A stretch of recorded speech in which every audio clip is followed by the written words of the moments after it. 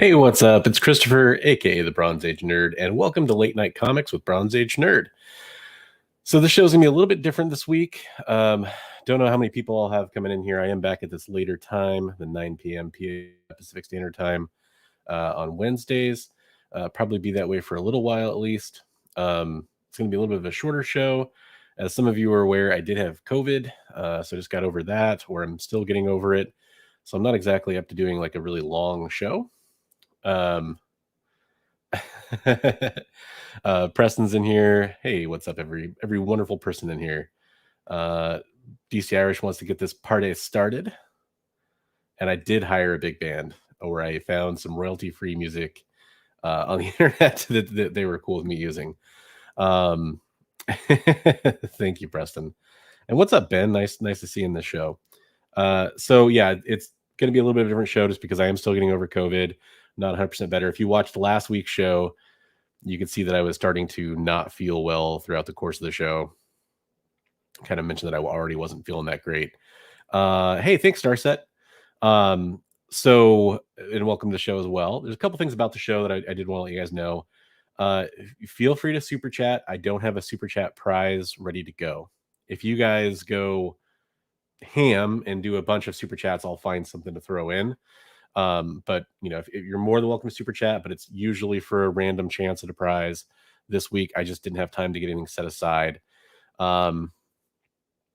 So you know, as we're kind of letting some people pop in here. Hey, how's it going, Cyclotron? I'll just kind of talk about, and SG's in the house too. Thanks, man. I appreciate it. So I'm just going to kind of talk about COVID for a minute, just as we let people filter in. No, this won't turn into some COVID show or whatever, but yeah. So basically, over going into Christmas, pretty normal for me to get sick during Christmas. My wife has kind of the same thing. We generally, you know, she still works retail. I worked retail for a long time. You push yourself throughout the retail season. You get to Christmas, the holidays, and it's real easy to get sick because you've been fighting stuff. You've been trying to push through it. You kind of just have that break, and it seems to all kind of fall apart. Plus, it's that time of year. You know, if you're around a lot of people, especially.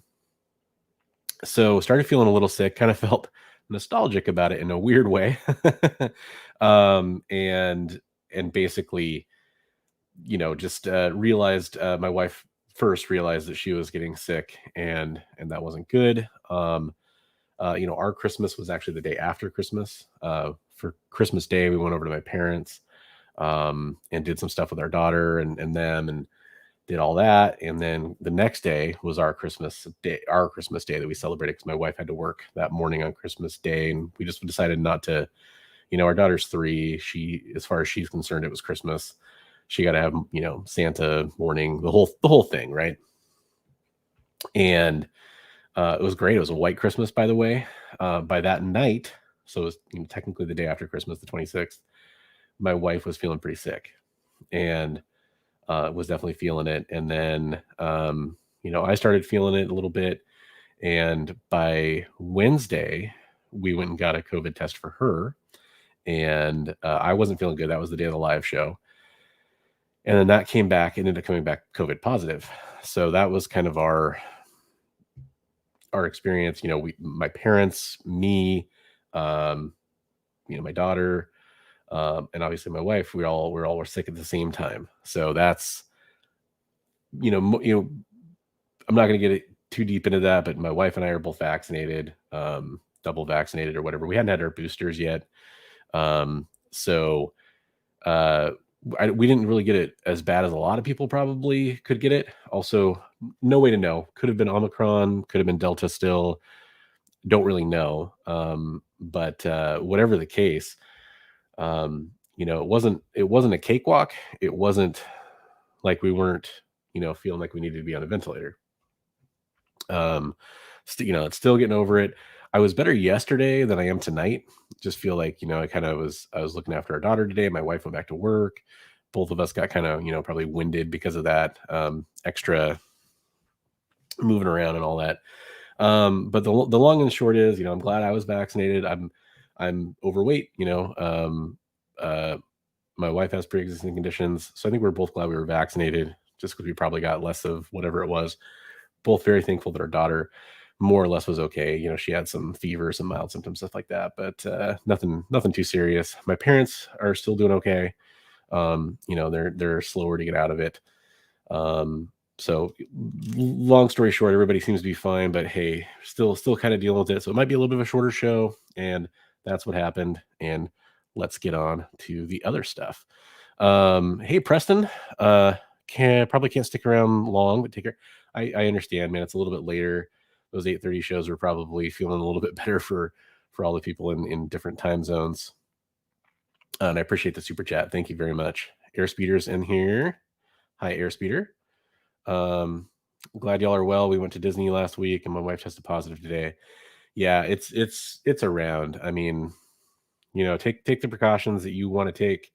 Not going to preach to everybody about how to do certain things or whatever. I have my own opinions, but I'm not going to share them on a comic book channel. um,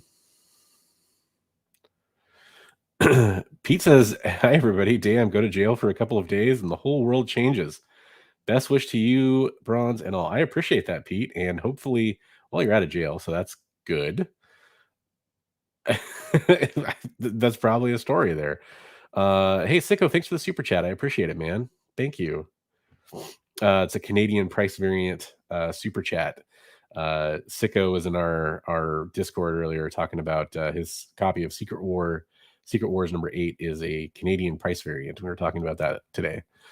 By the way, we have a Discord. If you want to join, the links in the description below. We'd love to see you in there talking about comic books, and it's free. There's no strings attached or anything like that. I mean, you got to like sell your soul. No, I'm just kidding. There's no strings attached, so it's all good. Would love to see you in there. Kind of talk about show stuff and comic books and comic news and you know bitch about stuff, all kinds of fun things. Yeah, the long haul stuff. That's I do worry about that, but only so much we can do. Um, hey, how's it going? Figure drawing. And look, guys. By the way, Tony Stank, I didn't actually say hi to you technically, so I appreciate you popping in. And we have our first spam bot of the night. That just warms your heart, doesn't it? Well, I appreciate those super chats. I am going to do a little bit of unboxing stuff. Well, it's really once you become a big fancy YouTuber, they just follow you. They just follow you there. Um, oh my God, Michael McComb in the house, dude! Happy New Year! Happy New Year, man. I saw you started streaming the other night, and I was just too sick to join in. If you weren't here for the beginning of the show, just kind of still getting over COVID, and that kicking my ass and my family's ass. So glad you were able to join in. Yeah, Mutant Beavers up there in the land of Canada. So's Comic Kingdom or God, they changed their name. I don't remember what to what. Hey, K-pop, how's it going? Yeah, it has been a while. I also hadn't been it'd been a while since I'd seen you stream too, so I was hoping to pop in, but man, I was just feeling like death. Oh, did you have COVID? K-pop? Oh shit! I tried to open the weather thing by mistake instead of clicking on a comment, and Windows little weather thing takes forever to go away on my computer. In fact, it still won't die. Fuck off, weird little weather thing. I got Headless Hammerhead in the house. Yo, yo, yo. Yo, yo, yo. Great name. Yeah, it's a rumor at this point. That's what I'll say about it. I mean, it doesn't sound super great. We actually talked about it in the Discord today, too, by the way.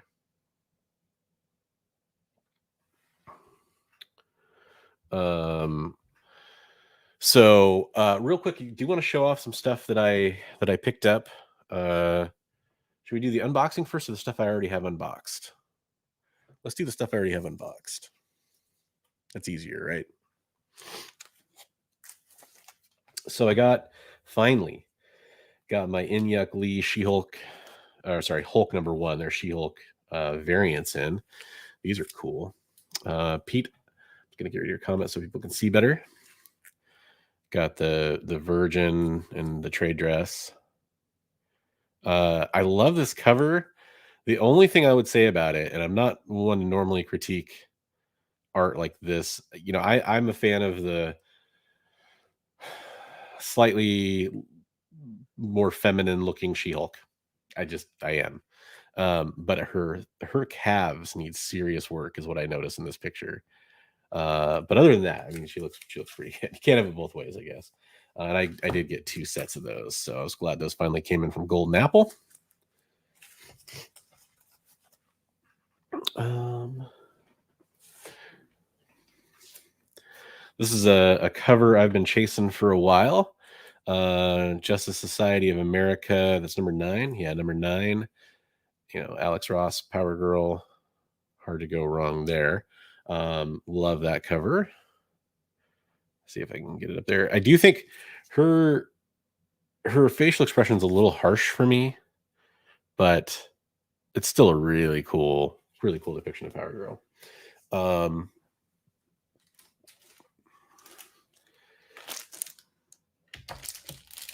And then this was kind of a crazy thing. Somebody on the CBCS forums was selling some slabs because they were moving. And as you guys know, I'm working on X-Men run. I'm working on X-Men 1 through 300, like a crazy person. And one of the issues I've kind of been after for a while now is X-Men 58, which is the first appearance of Havoc as Havoc. Not the first Alex Summers, but the first Havoc in costume, obviously on the cover there and everything. And so it's a 5.0, which I felt great about. It's slabbed already, which is pretty cool. It is a restored comic, though. So some people will be like, oh my God, restored comic. But this is for my personal collection, guys. And the guy, he sold it for really low. And the cool thing about CBCS is it's restored. It tells you that on the slab, still a blue label. And that's going to be kind of hard for you guys to read, but it says amateur restoration includes a small amount of color touch on the cover. And, I haven't really looked at this too much yet, and I don't have another copy to really compare it to, but I almost think that it's just a tiny bit of ink that's there in that Marvel logo. Because I'm not good at spotting color touch. I'm not like an expert on that by any stretch of the imagination. But anyways, I got this for a song. I mean, like literally probably the cost of grading. I would have bought it raw knowing there was color touch for the same price and been totally fine. I just got a message from somebody that's cool. I think they're watching, so I think they're teasing me on purpose. A comic that I'm definitely interested in. And then here's the other spot for this one too. I picked up a Secret War 8 not that long ago, and really have just wanted to have the black suit stuff taken care of. It's low grade, for a modern 100%. It is a newsstand, which I think bumps it up a little bit. And then I actually think this probably could have benefited from a press. There's some non-color breaking spine ticks, but there's also like a little corner missing right there too. So I don't think I'm ever going to get this regraded, but you could conceivably get a grade bump on this one. I think to at least an 8, maybe an 8.5. But those are kind of the cool things that finally came in. Man, shipping took forever on all that stuff. Like it's been ordered for a long time. The ASM 252 came from Hawaii, and that box was beat. It was really bad.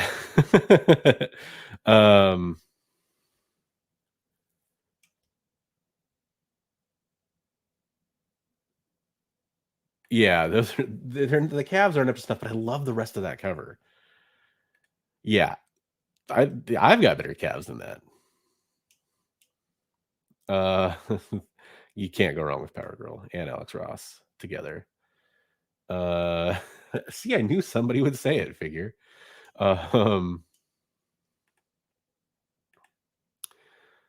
Yeah, you gotta start somewhere. Ooh, Batman Who Left 4-pack. That's cool. Which 4 did you get? Oh wait, Batman Who Laughs 4-pack. Why am I thinking? I thought 3 Jokers for some reason. SG says no prize needed for me. A donation to the channel, dude. I appreciate it. Thank you very much. Yeah, I thought I could have gotten a prize out, and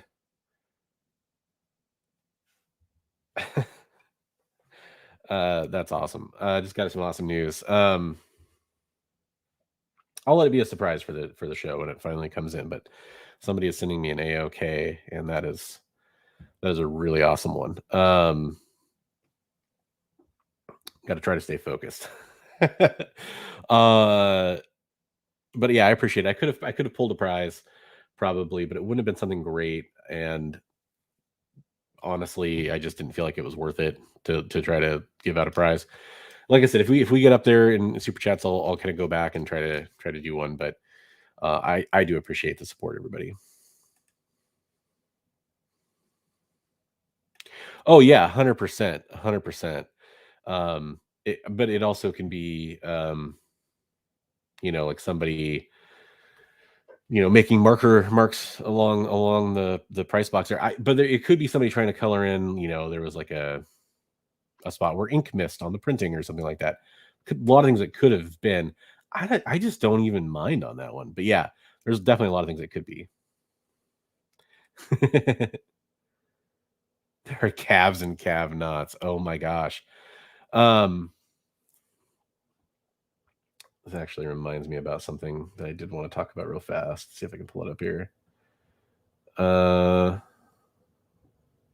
god. Am I breaking everything? I'm gonna break everything. Let's break everything. So sticking with the late night format, we do like to tell jokes every once in a while. So you guys want to hear a joke? All right, here's a little joke for you. Who is this dad's favorite comic book hero? The pun is sure. Yeah, you can thank me later for that one. All right. Long muscle bellies for the win, always. Yeah, it probably has like a 15 pack on there or something. Yeah, you can definitely. You don't have to, but you can.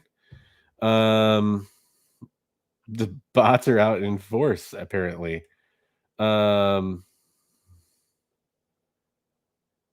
Doing better than I deserve.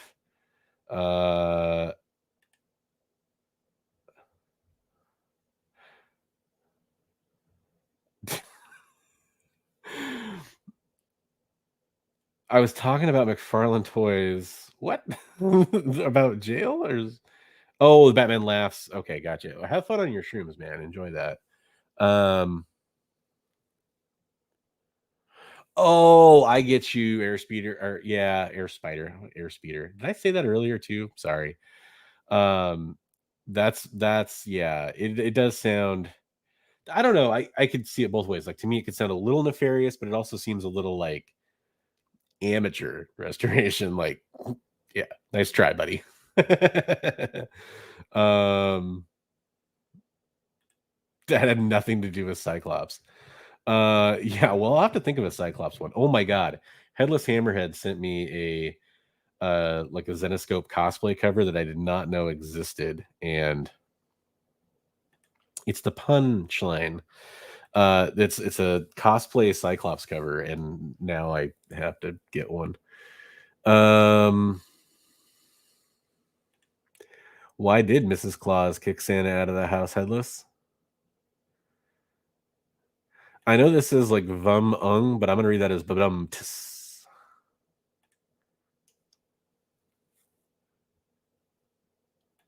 Air support's actually kind of cool.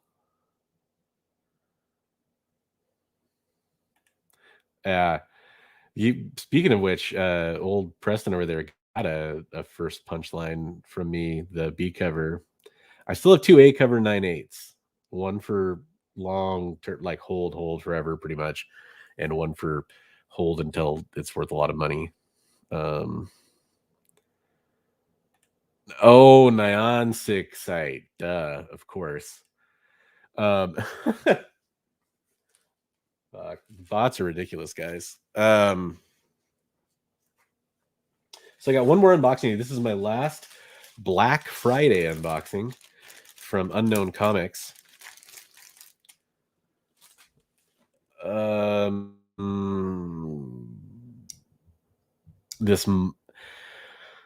What did the canary say when he walked into Kmart? I'm going to say that he said, "This place is deader than a coal mine." I don't know. See, this is an Unknown Comics unboxing. Well, you don't have to buy it from me, Preston. You can be perfectly cheap. Oh my god. You can be perfectly happy with your 9.6 B cover, which, by the way, that pisses me off that I got a 9.6 when I got that back. It's part of the reason I wanted to sell it. Because I think when you look at the other two, there's like the weird bindery tears on the spine of that book, and that's on every copy I've ever seen. Oh boy, we got a popcorn situation. It's like the balancing act between not wanting to show my address on stream and not wanting popcorn to fall over my lap.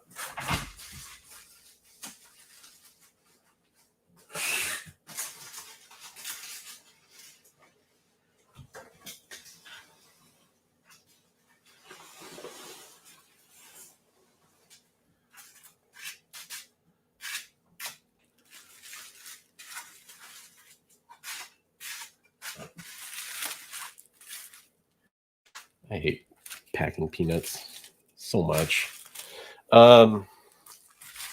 Yeah, exactly. I don't know why people do it.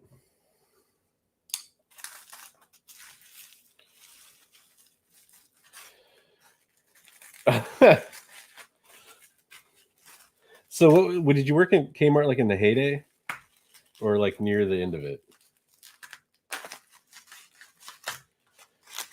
Because I actually never had a Kmart around me when I was like, in my prime or whatever for what Kmart could have been, I guess, or enjoying Kmart. And Kmart was kind of like dead by the time I started going to it.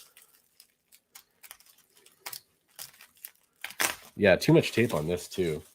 Like,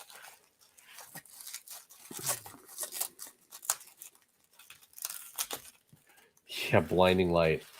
The blinding light at Kmart's almost as bad as like the eerie silence at Target, because they don't. Sometimes they do, but normally they don't play like music, Which when you're in a Target when it's not busy, that can be really unsettling. Oh, I bet, dude. That early 90s is when I would have wanted, like late 80s, early 90s. Oh, so I apologize for all the sounds. I mean, hey, at least it's packed well, but it's hard to get in here. Your wife was created in a Kmart?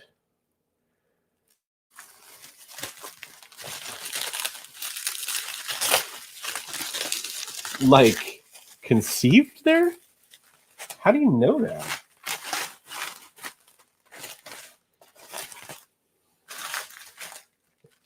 I might offend you a lot here, Air Spider.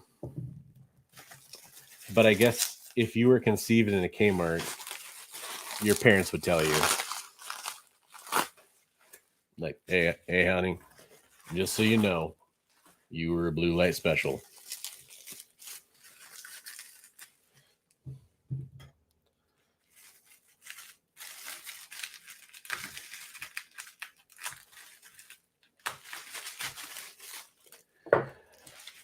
Oh, one of the days we'll get to the bottom of this pack. Yep, use those postal supplies to ship your shit inside. Okay, I will say this though. They used one of these priority envelopes, and at least they didn't friggin' use the glue. Because when people use these as like inner packing, and they seal it with the glue strip, it is annoying to get it off there without like tearing at the comics. I want to go the other way. I don't even know what's on the bottom. So somewhere in here, we're gonna get our booty cover of the week.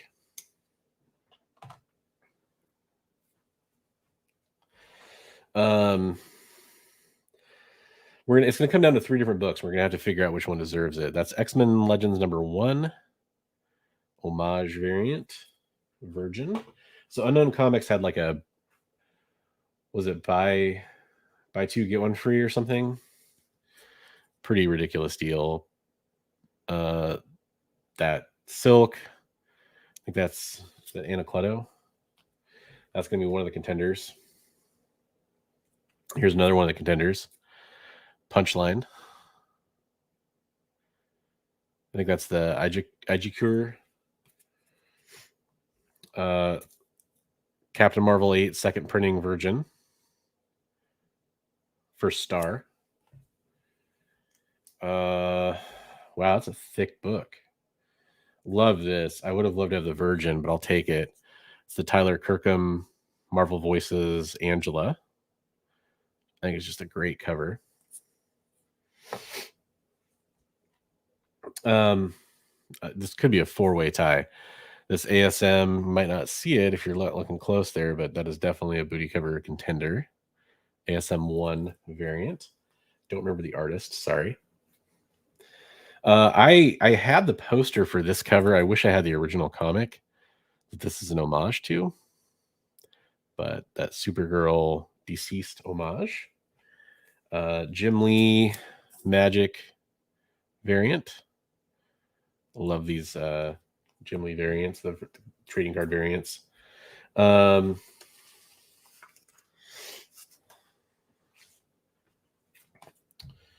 Let's see here. So, God, it's like a 4 or 5-way tie for Booty of the Week.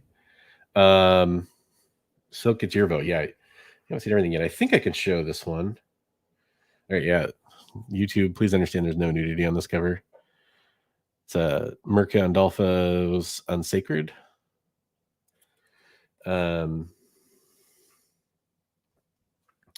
Excalibur 22 Rogue. Is that?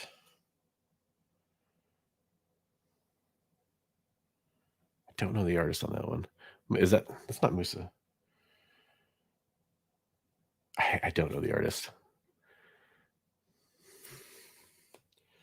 This one's Nakayama. Hellions Goblin Queen.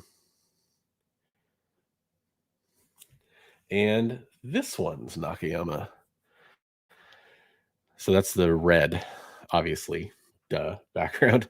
There's a blue one that's kind of a negative space background, although I wouldn't actually call it negative space. And I have that one coming from them in a 9/8 slab. I pre-ordered a long time ago. CGC is going to take their sweet time getting it to me probably. Okay, so Preston, you still think that's the booty cover of the week? Really? This is a Sacred 6. I have the trade cover of this, the Sacred 6 comic, but that was the Chat Zudis FOC Virgin. It's not your thumbnail, so you should be okay. And then this is probably the one I think is the strongest contender, really. Giant size, Infinity Score, Black Hat, Virgin variant. So, got to do the science here, right? So, I mean, technically, that could be a booty cover.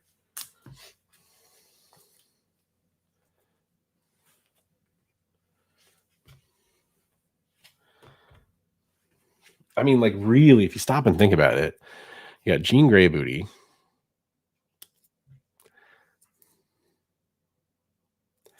All right, I need an official graphic here. Official graphic.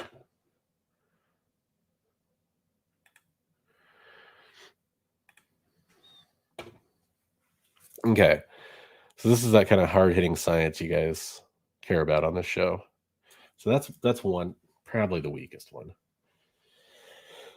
Silk is pretty, yeah. By the way, if you're wondering how come this one didn't appear on my Booty Cover of the Year award, it's because I didn't get it in 2021. Because I got it now. That moves to the top of the list so far. I mean, it's Punchline. She kind of automatically gets a vote in my book, but it's not as good as the Silk. The Black Cat. Man, that is a hot cover. Don't think it beats out the Silk.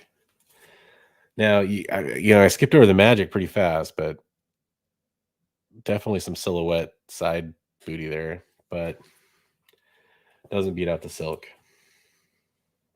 Here's the three I thought it was really down to: the Black Cat, Infinity Score, the leather, man. You can see the leather, the Chatzudis,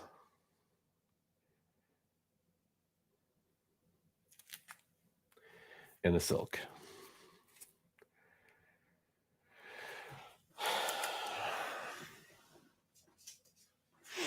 Let me make sure I get the artist right. Okay, so the Black Cat Infinity Score is Marco Turini. The star is Cornero, by the way. Oh, it is. Okay, I was wondering if that's who it was. The Excalibur Rogue cover is a Massafera who did the hell microphone, who did my variant cover of the year, actually, for the X-Men Shattershot homage. My homage cover of the year. So I really like this cover. This is gonna be the bronze booty of the week. Hear me out.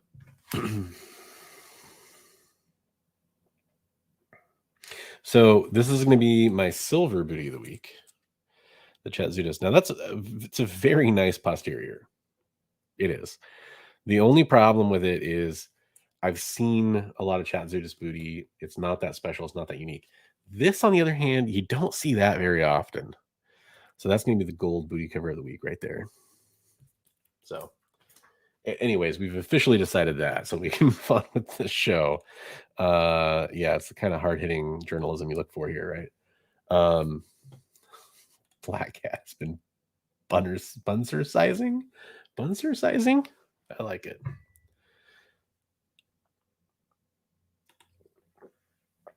Yep, agreed. Silk is more dynamic. Yeah, I thought about that as I was saying it, but it's like,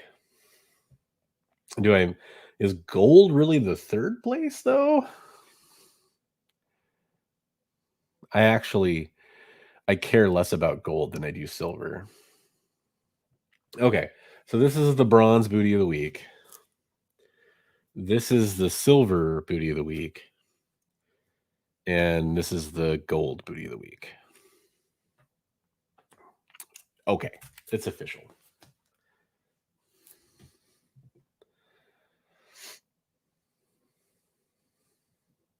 He did the same. Why? Why do you keep popping up? I don't care about the fucking Microsoft Edge weather. He did the same pose for Rogue. Ooh. I'm actually gonna just Google that really fast.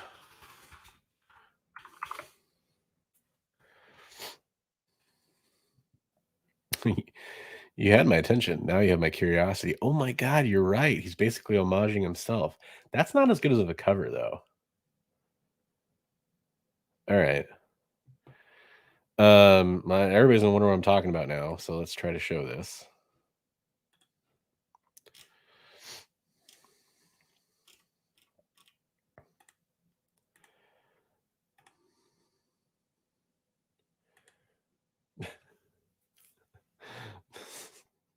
So stupid that this is what I'm doing. Chrome tab.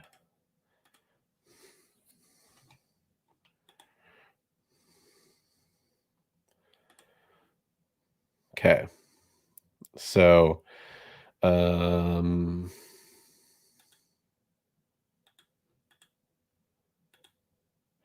does it open a new tab so that won't share? That's what's happening. Anyways, that's the one he's talking about there.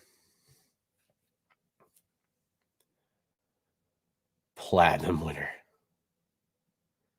Yeah, that's exactly. In gold, maybe it's a generational thing. I don't care about gold.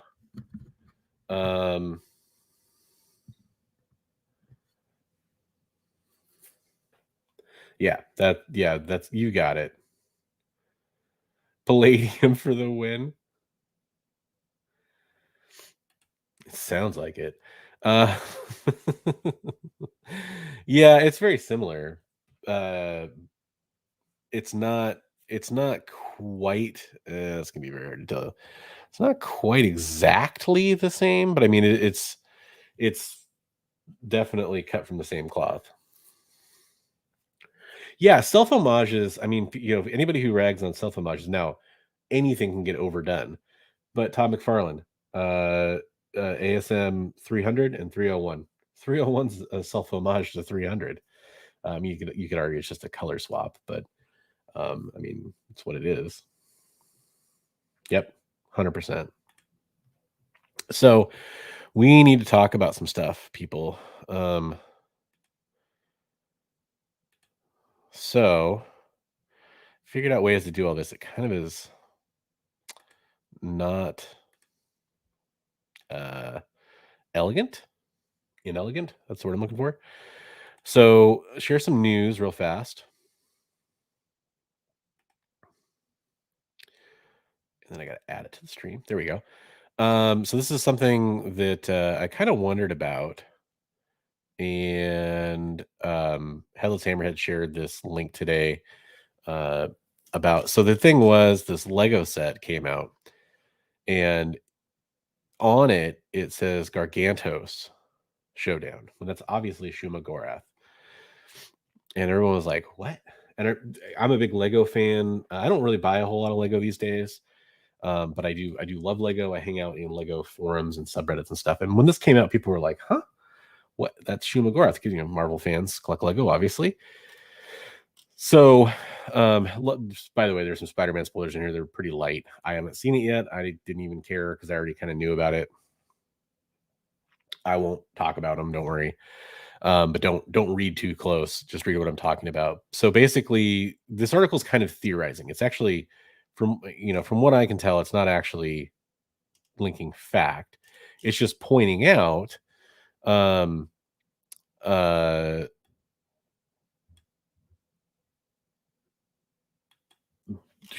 let's see oh yeah, here's the tweet. Sorry. After doing some research on Gargantos, Shumagorath, I get it, but I hate it. The name Shumagorath was first created by Robert E. Howard for Conan. And yeah, that's a whole problem that can be avoided by simply changing the name. And that's kind of the running theory here, which they point out, the same thing happened with, instead of calling it the microverse, they call it the quantum realm, right? And that's because microverse is a Micronauts copyright trademark. So that's really all it is. Not terribly exciting. So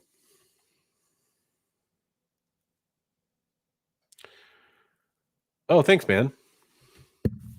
Yeah, this is unfortunately I did a trim because it was really uneven, and that was like 6-8 months ago, and I probably lost a good amount of length from that, but at least it's more even now, so I do like that.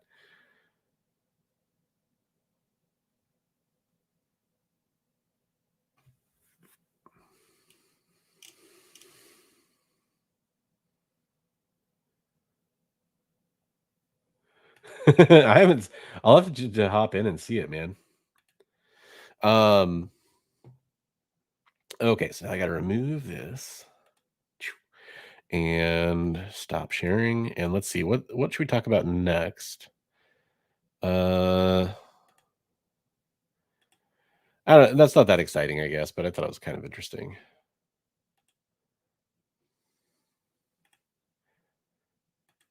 So next, so people, I talked about this a while ago. I'm a big Supergirl fan. There's a alternate reality version of Supergirl, who is actually Superman's sister. This is taking place in Dark Knights of Steel. This happens to be about number two. Spoilers ahead for number two. If you are at all, curious about the storyline there, might want to pause or skip ahead or whatever. If you're watching on the rewind, you might want to put it on mute for a second until I click on the next thing. Basically, she goes a little injustice-y in this issue, apparently. So get to where they start talking about the latest issue. There's kind of one panel. Here we go, where she kind of starts to go crazy. But apparently she goes kind of violent in this issue. So that's kind of cool. There's a lot of talk about how this could be a darker version of the character. I'm all in favor of that. I liked it when Supergirl, whenever she would go, kind of red kryptonite E. Did they do black kryptonite at one point with her? I think that was pretty cool. But I'm all in favor of an evil version of Supergirl. ZZ.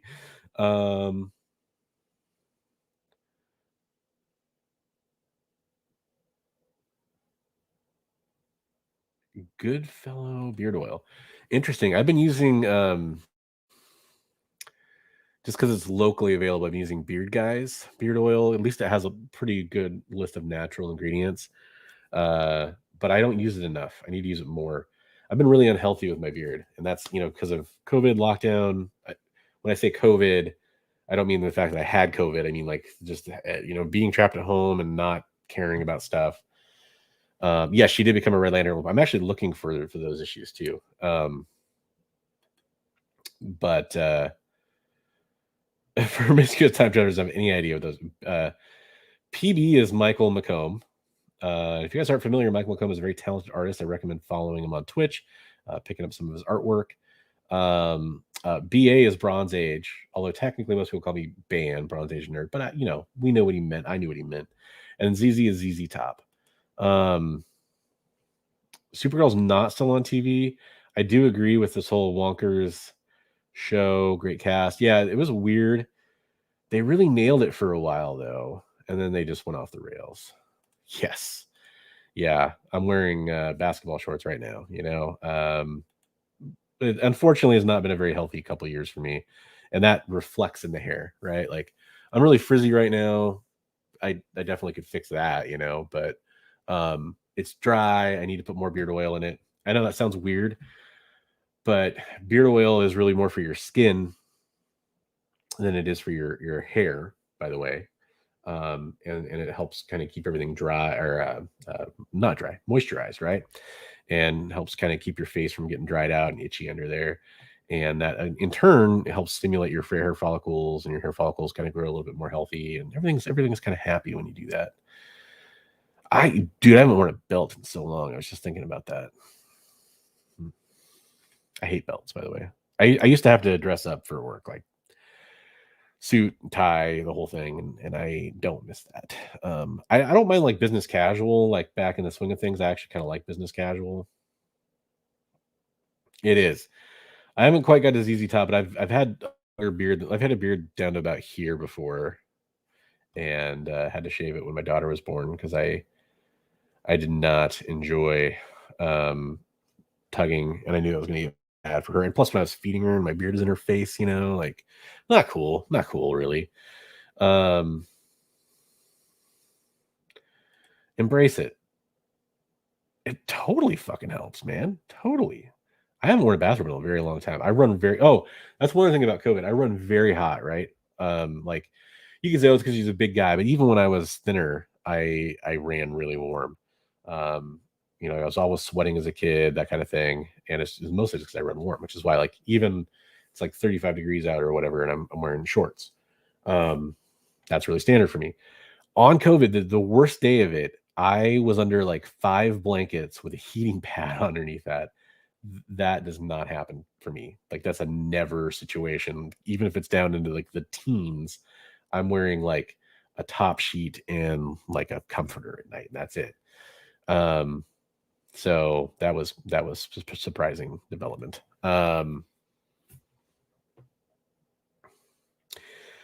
Anson belts. Interesting.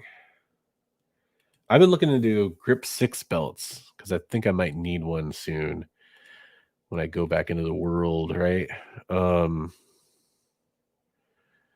So let's see. What else can we talk about here? There's one other article, and then I'll get to the big news. And add to stream, which is there's a new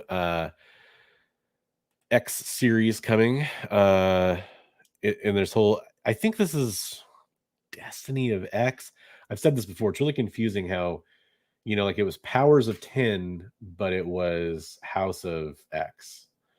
And ever since, they've kind of used the Roman numeral or the X interchangeably in a lot of these titles. So I don't know if it's Destiny of 10 or Destiny of X. I think it's Destiny of X. And we'll have this new book coming, which is Legion of X. I think it's X in this particular use. And we got kind of a new lineup that got announced here. Juggernaut, Pixie, Nightcrawler, looking real badass. But this looks like an interesting title. I'm actually realizing I don't know who the woman is that they're showing. But they're basically going to be like a police force, kind of, from what I grasp here. That's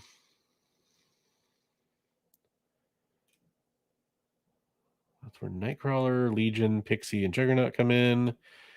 Do they say including a villain who can possess innocent mutants and a missing Erakai god? Cool. So it's Legion, Blindfold, Dr. Nemesis, and more. Forget Me Not. Man, I didn't read that far into X-Men Legacy and X-Force back in the day. But anyways, new X title coming. I'm way behind on reading X-Men. I'm reading like the post House of Swords. 10 of Swords. I don't know why I call it House of Swords.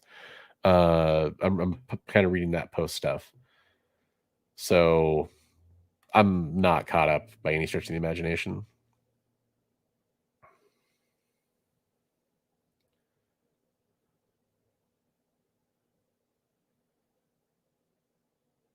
Wait, what? Where did that come from, Air Spider? Okay, so ratchet belts are something that I've thought about for sure.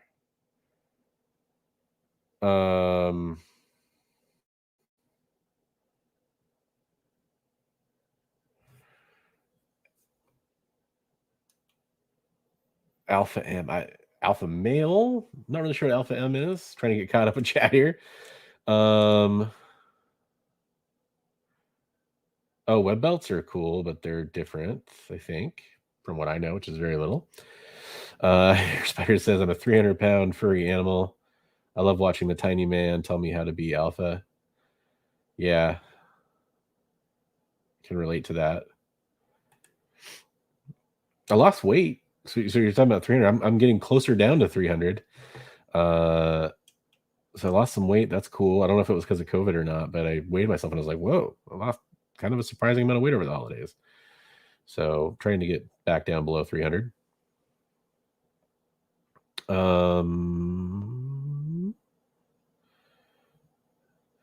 Yeah, so grip 6 belts are interesting too because they don't have a ratchet and they have some other kind of like tightening mechanism.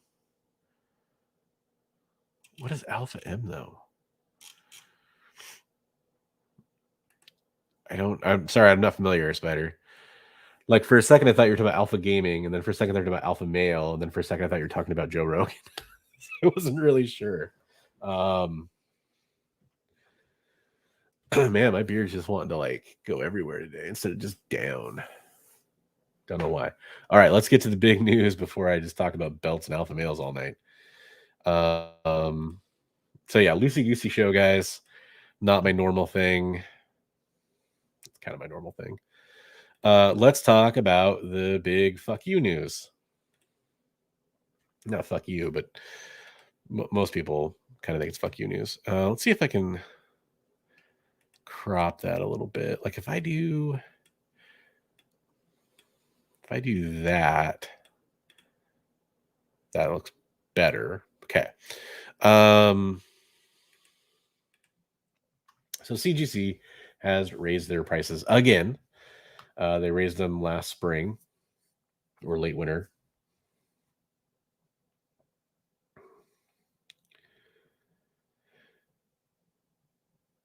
Okay, cool. I mean, I figured, but I just didn't know. Aaron Moreno, he uses the title more as a pun. Okay. Yeah, that's the problem. I don't do belts really well in front of me. It's the same reason I would never appendix carry. So it's like diving into this. I feel weird even like getting ready to dive into this, but basically CGC is raising their prices. The biggest thing, luckily, they're not taking away discounts like they did last time, which really pissed me and a lot of other people off, of course. So, look, CGC is a whole thing. I may do a separate video on this where I kind of talk about it in some different detail. But essentially, you're seeing that, most people are going to care about this. The magazine grades are, by the way, magazine turnaround times are even more ridiculous. And if you watch like Economics and Comics, he got screwed big time on a bunch of magazine stuff that they held on to for a long time. And then the quality was really suspect when it came back. Happens all the time with CGC. They're holding all this shit in a warehouse somewhere. Who knows how they're storing it? Doesn't seem like they're storing it very well. And then this I thought was a big one for me. Just it stuck out to me. I mean, modern tier fee for signature series comic book grading tiers and services. Modern tier changed to $39. That sucks. Return shipping got modified a little bit. That out of everything, that makes the most sense because return shipping is getting more expensive for people. So that makes sense. So really, to me, the kind of the headlines are just the price increases here, and everybody's freaking out about this. Chrysanta,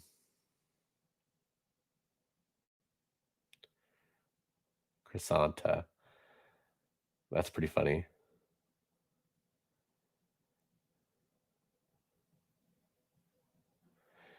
So look, here's the deal.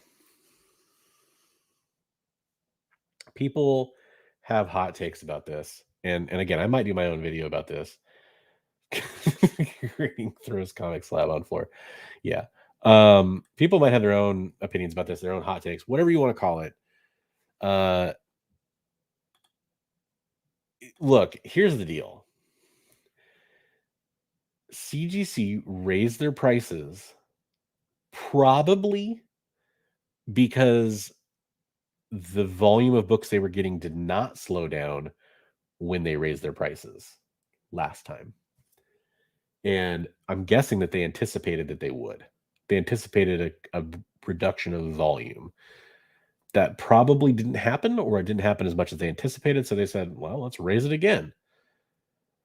And now that's an assumption, but assuming that's true, that's just supply and demand. If their demand is being outstripped by what they can supply in turnaround times, then they should raise their prices from a totally objective, not biased. Like, if it was, me, from my perspective, I would say, I hope they lower their prices. I hope they fix their turnaround times. I hope they mail me my books that they have and have had since last spring. Um, I would say all those things. But from a full on business standpoint, they're just saying, like, well, keep raising prices until people don't want to submit anymore, or they get closer to that line. Um, I believe it's PSA raised their price. Like, first of all, I think they stopped doing submissions for a while. I'm sorry, I'm not huge in the card grading world. If I have the details of this wrong, but I think this is what happened at one of the major companies. I want to say it was PSA.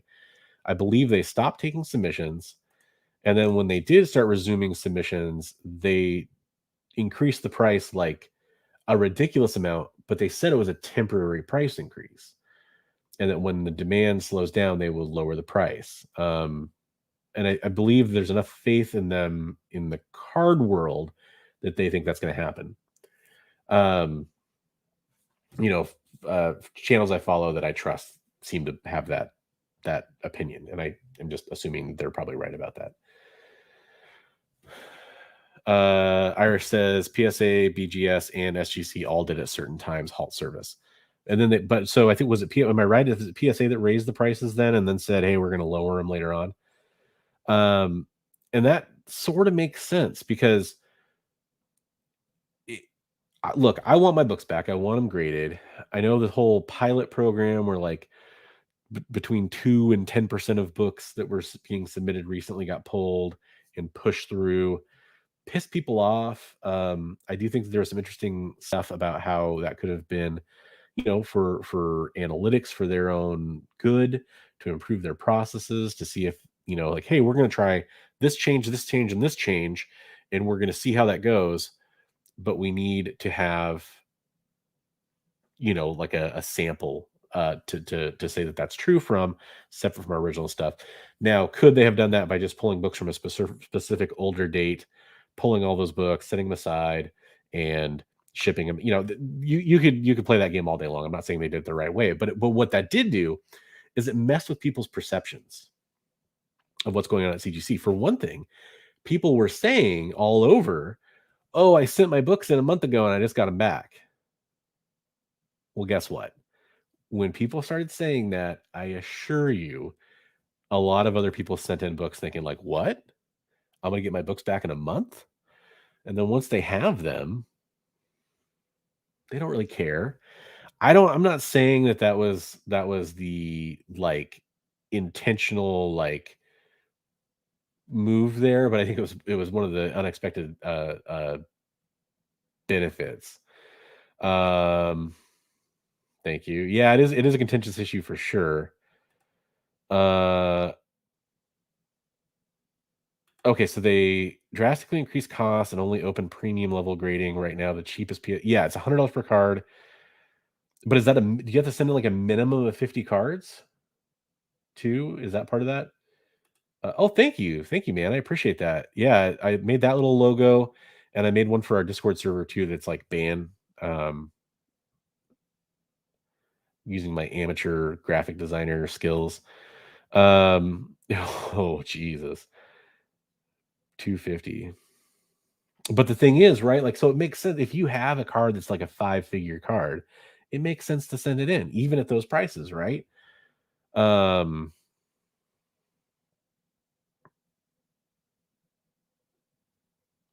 oof.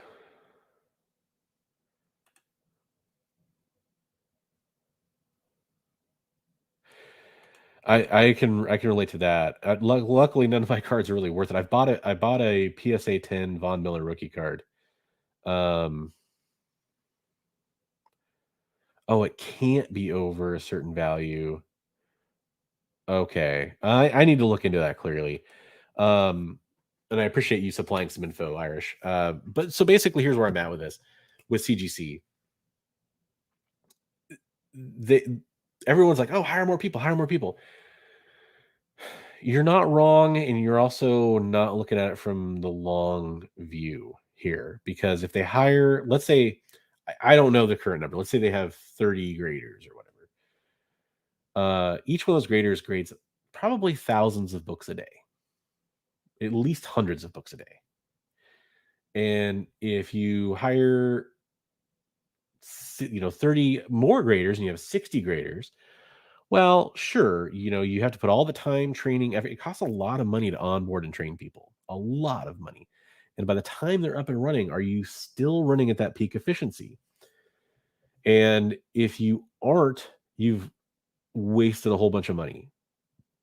And of course, no one cares. No one, oh, well, they're a huge company. Oh, well, they just got money from Blackstone. Oh, well, but like, you have to run your company smart. Now, what I hope that they're doing is kind of a combination, hiring more people, and they say they are. Let's say that I hope they're hiring some more people, and they're expecting that, okay, maybe if things do slow down, we could release some of these people or shift them or whatever. Um, now they're, by the way, it says they're opening packages. I just looked from the week of Christmas, basically, which is a vast improvement from where they were at before. So they're getting caught up on that side of things. So I have a feeling that a lot of the support staff, they did expand facilities, they hired people, seemingly more in support staff capacities. And if those changes, which happened before the rate increase, they happened before Blackstone, if those changes have kind of got us here, then that shows improvement over the last year. If they then go and turn around and hire a few more graders, train those people up, and make some kind of improvement, fantastic. That's awesome. But it's still, to me, and this is kind of where I'm probably going to do another video, it doesn't address the biggest issue with CGC, which is not turnaround times. It's not prices. It's quality control, and it's basically transparency is kind of the way I look at it. Like, why is my 9.4 a 9.4 and not a 9.6? Why is my 9.8 not a 9.6? Where are the grading notes? Where, what, why is this book slabbed upside down? Why does it have the wrong name on it? Um, just hundreds of examples I see all the time of mistakes that they've made. And that to me is the bigger problem. And any company's going to make mistakes. Any company, the error rate is not going to be zero. I don't care. It's just not going to be zero. But what is acceptable? And I think a lot of people are acting as if this is not acceptable to them, but yet the actual volume of graded books hasn't really seemed to go down that are being sent in. So,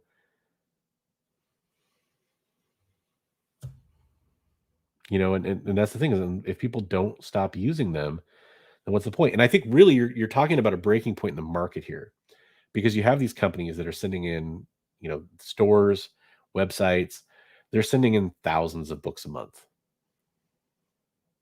And I'm talking about multiple individual accounts sending in thousands of books a month. And we're having this market of like $80 slabs, 9/8 moderns. That shit is what, in my opinion, needs to stop. Some random run filler ASM issue or whatever doesn't need to be graded. Um, it can be graded. I'm not trying to like be some kind of gatekeeper here. Like if let's say somebody loves the cover, fantastic. They should get it graded if they want a 9.8. That's cool. But the problem is that's just flooding CGC. They can't handle it. It all started happening at the beginning of the pandemic because graded 9.8s took off like 3 years ago in a way that hadn't really been seen up until then. And then the beginning of the pandemic just shot that up big time, like parabolic. Everything had to be a 9.8. Everything had to be, every modern had to be a 9.8. And if it was raw, it was worth, a tenth of what the 9.8 price was, even though it might have been a 9.8 as a raw book. So, and I've done it. I've bought the modern slabs, from like IG Comic Store or Slabbed Heroes or whatever. And I'm not knocking those businesses. I'm just saying that, they're providing a service. It's obviously paying off for them, so that shouldn't be ignored. But that's what's going to create this kind of problem with graded comics is almost too much demand, too much influx of business. And one of the ways CGC can fix that, whether you like it or not, is by raising the prices. Um, because it can help them clear more profit to hopefully improve their process and improve having more people, all that kind of stuff. But also slow down the rate at which they're getting comics. Because if that rate just keeps picking up and snowballing, how would they get caught up? And the argument I'm going to see, I haven't looked at the comments in a while, but I know the argument I'm going to see is CBCS. And not even necessarily from you guys, but from somebody down the road who's watching a rewind, or just, maybe you're watching, you're not leaving a comment, whatever. CBCS is going to raise their prices. CGC has raised their prices twice in the last year. CBCS is, Steve Borak went on an interview with Billy over at Economics and Comics and said, we're not going to raise our prices in the middle of a pandemic. Well, if you read between the lines on that statement, it says, we're going to raise our prices. We're just not going to do it right now. And they're going to probably let a little time pass after this. And then I guarantee you're going to see a raise in their prices. And for similar reasons, they're busy too. So I think that, people should relook their thought process on getting books graded. That's kind of like my personal thought on it. If everybody kind of, if you did it for, sorry guys, if you did it for investment, if you did it for, excuse me, if you did it for investment, if you did it for, long-term resale value, not because, well, it's going to cost me $50 to grade this book and I can make $20 on it. For one thing, good luck with that, because you're going to start getting taxed on that stuff with PayPal now, coming in 2022, by the way. So I don't know. To me, that's just where the problem lies. I'm sure I missed Preston. Sorry, man. If you're watching the rewind, have a good night.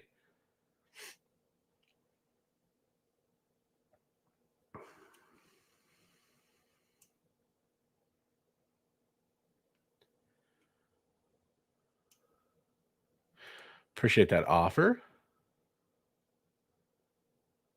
That makes sense, especially if it was worth 10K or close to it. Bronze, how much would they have to charge for you to never use them again? Well, so I actually haven't used CGC since they raised the prices. I'm sorry, that might be wrong. I might have sent a submission at the same time they raised the price. I might be wrong about that, but that basically, I was done. I didn't renew my CGC membership. I have a lot of submissions that are still waiting to come back, and I'm thinking about doing some submissions through a third party. But it depends. Let's say they made the price, hypothetically, $200. I still might do it if I had a $500 book. So it just really depends. They used to do in-person slabbing when they went to cons like once or twice a year. I don't think they're doing it anymore. At this current point. Yeah, that's happened. I had to wait over a year from Upper Deck. I pulled it in 2005. It was almost 2007 when it hit the mailbox.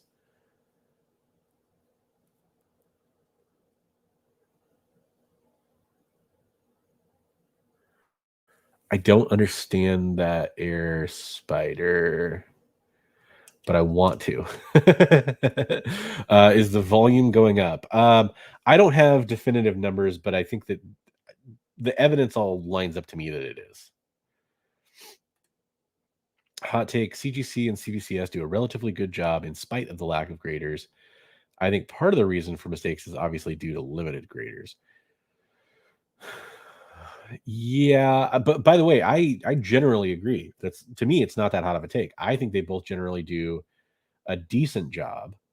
Um, is it due to limited graders? That's the part where I might disagree.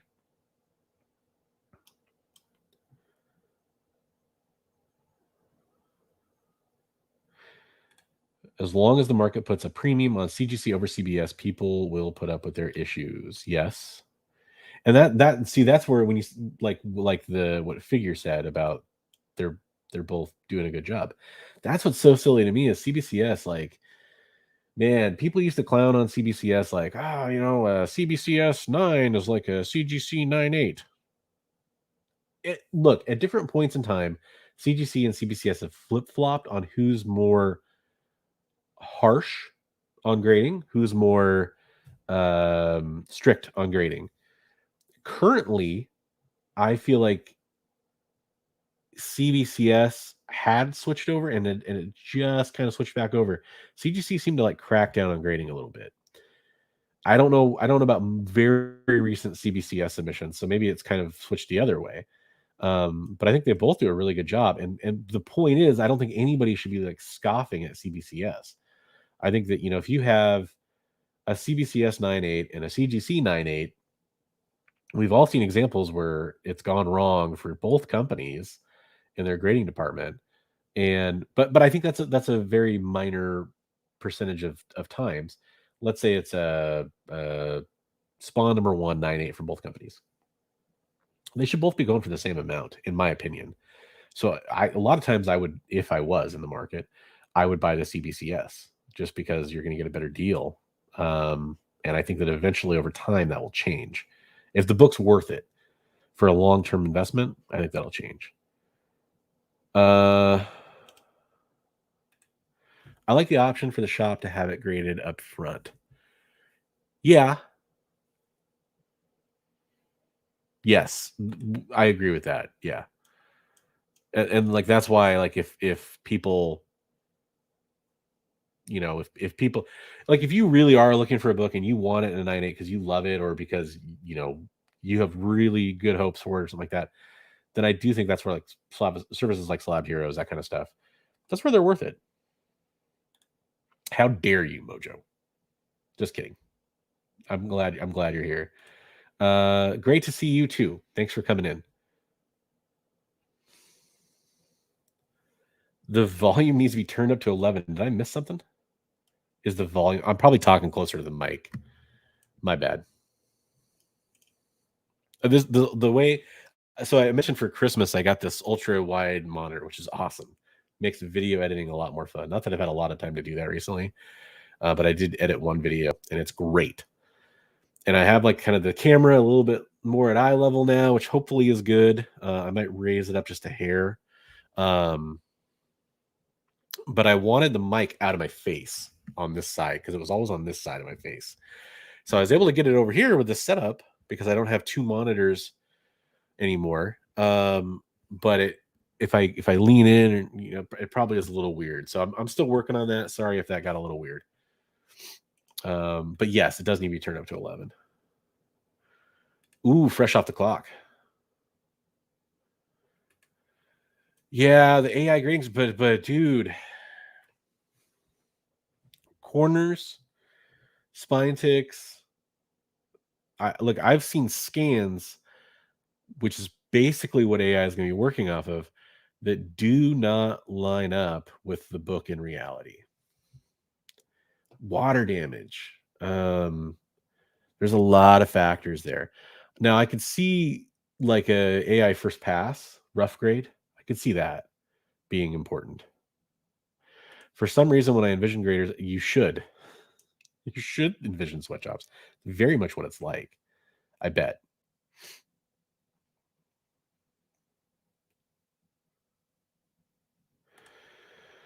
I was becoming more friendly on CBCS until I saw the economics and comics video where he got like 8 copies of 9.9s and 110 was not a good look for CBCS in my opinion. Now,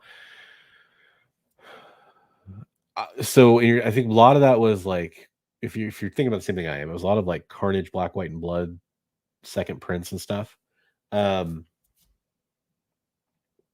or or it was the independent stuff. And so the thing is, the independent books, the paper is almost always a nicer quality, and so it's really possible to get 9.9s and 10s.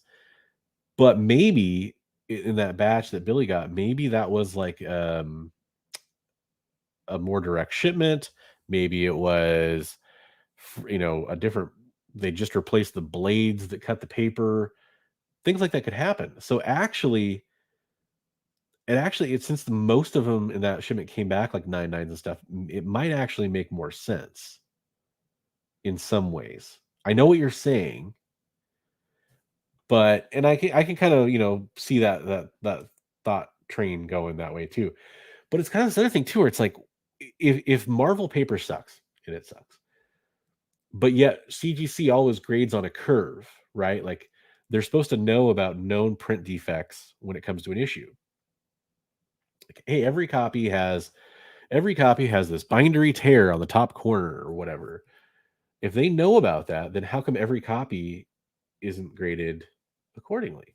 How come it isn't graded, a 9.9? Because other than that, it's flawless, and we know every copy has that transparency, and that should be in the grader notes. Like when I say that every copy should have a grader notes from CGC, part of it is I think there should be a QR code on it. You should scan it. You should be able to look up the grader notes. And I think that's one of the things you could put on there is every known copy of this issue of this volume is known to contain X defect. Cool. We all know that now. I pulled on a card, game used Jordan Auto jersey card. It took forever to get it from Upper Deck. Oh, so it's like you pulled like a voucher basically. I'm not a modern card guy.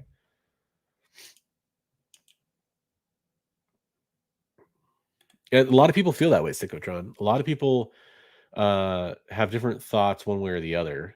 Um, CBCS intentionally does that. Actually, they don't think the grade should highlight. They think the book should be the star of the show, not the grade. CGC it chose to highlight the grade, and I personally think that neither label is like dead on attractive, but I actually like CBCS. Like has kind of a flatter slab. I kind of dig that. CGC's is kind of like got like wonky, like the top label has kind of like a weird pocket to it. Um, CBCS actually feels more like a slab of plastic to me, so I kind of like that feel. I sort of prefer the CGC look, but neither's perfect. CGC yellow labels, I actually like CGC yellow labels quite a bit. Uh, God damn it. Have a good night, James. I appreciate you popping in.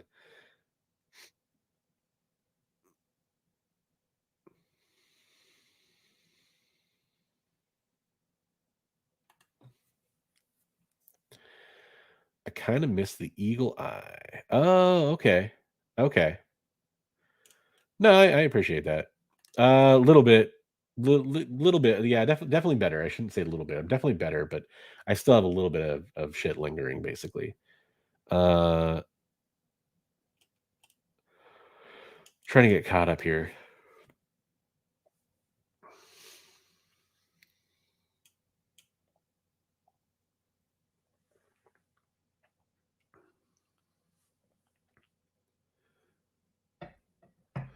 Yeah, my.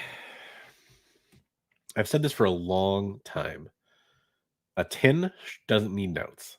A 9, if you're gonna say a 9.9, there's one small defect that keeps it away from being utterly gem mint pristine. Well, you should have a fucking note saying what it was. I don't know. And props to CBCS because they do more consistently offer notes. They're not necessarily always the most helpful notes, but they do offer notes. CGC, it's this weird thing of like, those are for in-house purposes, and we sort of make them available to you as a courtesy. Like, what? Go fuck yourself. That's like the there's kind of like an arrogance there with CGC that I just can't stand. Both labels look like medical records. Yeah, I agree. Okay, so we've been going for a while here. It's 10:20. I'm not feeling amazing, So I'm probably going to wrap up. If anybody has any questions, now's the time to throw them out there. I'm more than happy to answer a few or talk about other subjects, or if you have different angles about this thing you want to talk about. I feel like I am going to do a video on this probably. I'm just closing out my other tabs here. Did I forget anything?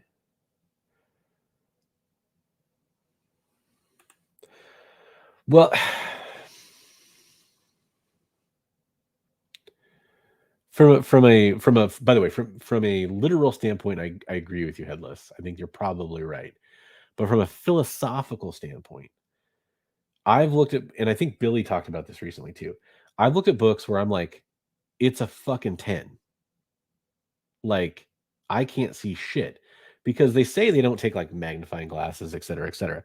I take real close up, detailed photos of my books before I submit them. In most cases, not necessarily for pre screens, but for like standard submissions.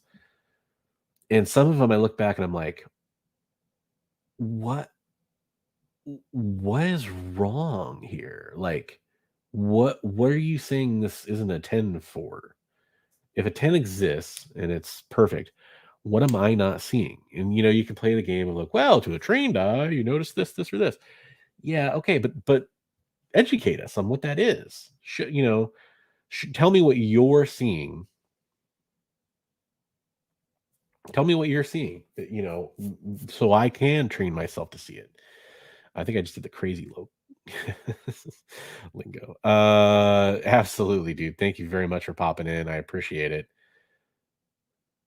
Mark asks, what would be, in your opinion, an ideal grading service? So I agree with kind of some of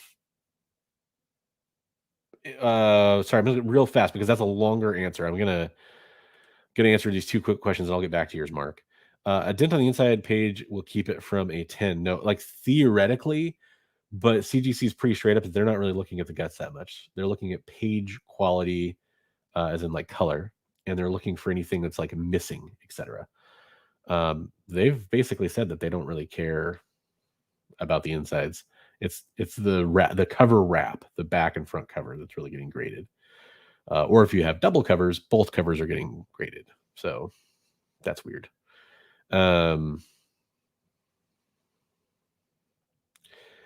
Yeah, pretty often I find those too. Yeah, I mean, Mark, I forget his last name. He did some interviews like with Reggie Collects actually, where he talked about some of that stuff. I'm not saying they're consistent to their own logic, but that's basically what he said on that show, if I remember correctly. Promiscuous Time Traveler asked, "Would you be interested in doing some parody content on your channel?" Potentially. You can always approach me. A good place to do that is on my Discord. Or through any other channels you want to reach out to me, you can definitely reach out to me. I am going to be struggling to get content out on my channel, though, is what my short answer to that question. But I did want to get to Mark's question here and give him an answer. But I do appreciate the question, Promiscuous Time Traveler, PTT, as I like to call you. What would be the ideal grading service? So I would love to see Overstreet get involved, at least as on a advisory capacity, at the very least, with their grading standards in place. Because I believe they're a little harsher than CGC historically has been by like one tick harsher, basically. Not spine tick, just like one notch harsher. I think that's more accurate. I'd also like to see subgrades. I think it would destroy a lot of people's perceptions, but if you had like an overall presents as such grade, and then you had subgrades like um corners, page quality, spine, uh those sorts of things, maybe color, um something like that, basically. Yeah, it's not fully fleshed out. But more importantly, again, I'd like to see automatic notes that everybody has access to. If somebody paid to grade the book, and I'm looking at the grade online, like if I'm looking at the serial number for the book or whatever on eBay, I should be able to go look up that book and see what the fucking notes were. It's not a secret. Somebody paid for that. We should all have access to it so we can all make informed decisions on that book. That to me should be part of the grading process. And I know, uh, CGC's changed that so that I think anybody can look at notes now. I want to say that's right. But still, I think that should be part of it, baked into the process from the beginning. I think that's pretty much it that comes to mind. So yeah, I probably should. And there's probably a few videos here too. The funny thing is, I took a poll on what people want, and a lot of people basically said that they want videos on like collecting strategies. And I have some ideas for that. And of course, everything got sidetracked for the last week and a half or so, or really 2 weeks with the holidays and then getting sick. CGC seems more and more like Gringotts from Harry Potter. That's funny. But yeah, that's a good idea, Mark. Part of the problem is, oh God, we got the Russians in the house. They're coming in force, guys. They really like my channel. Uh, big in Soviet Russia, not Soviet Russia anymore. Sorry, I'm a child of the '80s. I don't know what to tell you. But essentially, the problem is that when I want to do like a series of videos or set something up, I'm kind of love it. I'm kind of trying to, set up videos for success that people want to watch. I want them to do well. I mean, that's the thing. Honestly, this is essentially my job right now. I'm a stay-at-home dad. I do this. I'm looking for work, right now, just total transparency. And missing some time from COVID definitely made me go, oh shit, yeah. It's tough when your videos aren't getting any views because they haven't been out for a while. So I need to get some videos out that people do want to watch. Um, thank you, thank you. I try cheesy accents all the time, so I hope you're not joking with me. Um, so yeah, some videos that people want to watch, and if I'm making videos that people want to watch, I'm probably making videos that I like making too. So hopefully those things line up. But it's one of the things I always say. Great place to tell me what kind of videos you want to see is on my Discord. We can talk about stuff there. We can kind of give recommendations back and forth. And I'll continue to do polls that kind of like help me focus my content to what people are looking forward to. So, okay. So we got 18 people. Wow, 18 people still watching. I'm surprised, guys, because I know it's late, super late. No, there's nobody from the East Coast still watching. I know a couple of you still are. But if you don't have any more questions come through, I'll probably call it a night, so I can get some rest. I do appreciate a few people that did super chat tonight, without a prize. That's really awesome. Oh, cool. And I will catch you all on the next video. Hopefully, I'll be feeling a lot better then. Try to have some content coming out. One thing is, I'm definitely behind on the top 5 not to buy. Need a new one of those. I want to talk about the CGC stuff a little bit more in a different way. And also want to do a video about making a list of comic books to buy. Those are kind of the next few things that I've come out. Yeah, I knew there were a few people that are still East Coast here. I won't out them necessarily because I don't want to dox somebody from like, here's where you live. Um, yeah, exactly. Yeah, that's the thing is I thought about 36 hours ago or whatever that I'd be doing a lot better. And I'm still kind of about the same. And the problem is I have to do most of my recording at night. By the time night comes around, I'm a little more tired now than usual. So that's why you might not see as much content from me, but I'm going to try to get back into the swing of things.